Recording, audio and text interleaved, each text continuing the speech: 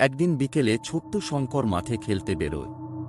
খেলতে খেলতে সে অনেক দূর চলে আসে। হঠাৎ করে সে খেয়াল করে সামনের দিকে একটা বট তালগাছ দাঁড়িয়ে আছে। গাছটা খুবই পুরনো আর একটু ভয়ানক দেখতে। শঙ্কর গাছের দিকে এগিয়ে যায় এবং গাছটার নিচে এসে বসে। হঠাৎ তার মনে হলো গাছের ডালে কিছু নড়ছে। সে মাথা তুলে দেখে গাছের ডালে একটা সাদা কাপড়ের মতো কিছু ঝুলছে। শঙ্কর এতটাই ভয় পেয়ে যায় যে সে দৌড়াতে শুরু করে। কিন্তু দৌড়াতে দৌড়াতে হঠাৎ তার পা পিছলে যায় এবং সে পড়ে যায়। উঠতে গিয়ে সে দেখে তার পায়ের সামনে একটা ছোট্ট প্যাকেট। ভয়ে ভয়ে শঙ্কর প্যাকেটটা খুলে দেখে প্যাকেটের মধ্যে অনেক পুরনো কয়েন।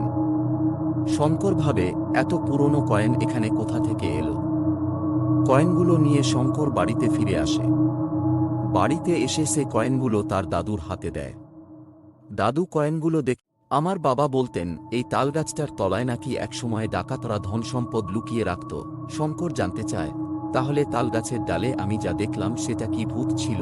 দাদু হাসতে হাসতে বলেন, না রে, ভূত ছিল না। এটা হয়তো গাছের শুকনো পাতা বা পাখির বাসা ছিল। তবে যে কয়েনগুলো পেয়েছিস সেগুলো হয়তো সেই পুরনো গল্পেরই অংশ। সেদিন থেকে শঙ্কর আর ভয় পায় না, কারণ সে জানে গল্পের ভয়াবহতা অনেক সময়